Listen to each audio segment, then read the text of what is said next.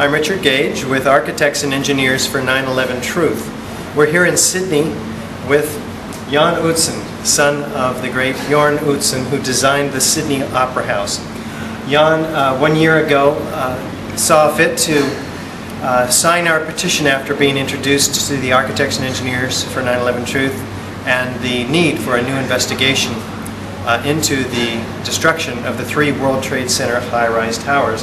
We are so great to be able to meet you, Jan.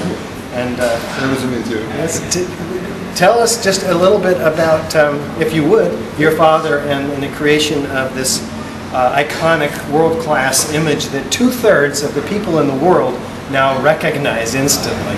Oh, well, it was a competition in '57, and which he was so lucky to win, because it takes a lot of luck, a lot of different things to happen at the same time to do that, and also that the country at the time allowed such a construction to go ahead was unheard of.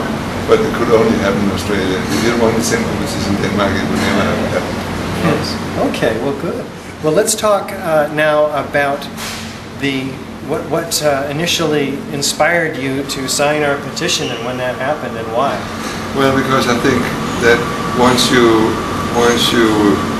get some sort of feeling that things are not right, you want to put it right. You want to have the information that convinces you that this is true, this is what happened, and as long as you are in doubt about that, or at least as long as a lot of people are in doubt about what actually happened, I think the whole story deserves a closer scrutiny.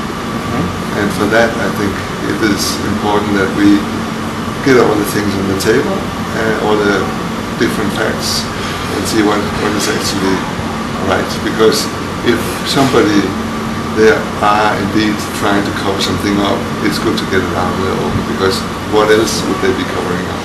Right. Good question. All right, so you're calling for a new investigation of the destruction of these 3 high-rises? I think it's a natural thing to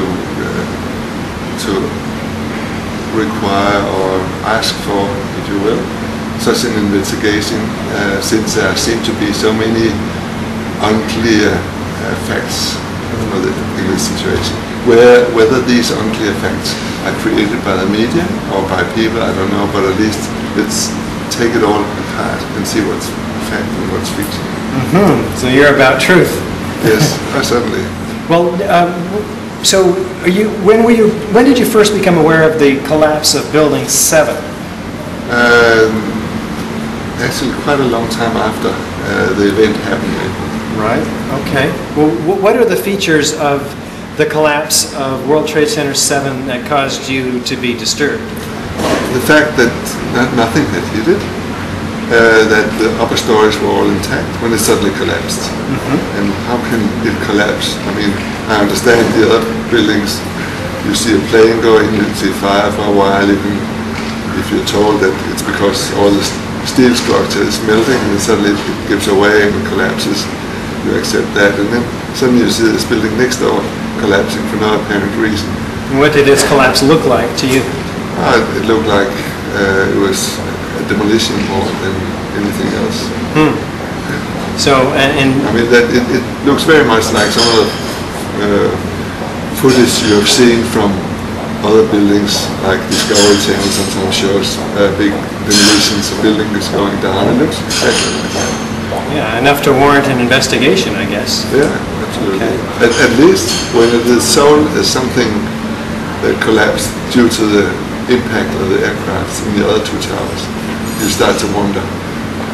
Yes. Well, let's talk about the other 2 towers. After you saw the movie 9/11 Blueprint for Truth, what caused you to doubt the official story? Mostly that some of the questions that were posed by other people later on. Like what? The sequence seen from across the New York Harbor of the Twin Towers, and the rate of fall, and the way they actually collapsed. Yes, these buildings collapsed at 2/3 of free fall speed. Yes. That's like almost free fall. It is, yes. So it would bother you that 80,000 tons of structural steel would somehow give way. What caused it to give way? Is that a question you have too? Yeah, well, of course, I don't know of any other building that has been demolished, if we say that, in such a way. But I would expect maybe it would be tilting, or it would be doing all sorts of things. Falling organically through the path of least resistance or something like instead that. of straight down through the 80,000 tons? Then, of course, it's such a huge mass that sits on top, so it's not going to shift its trajectory very much.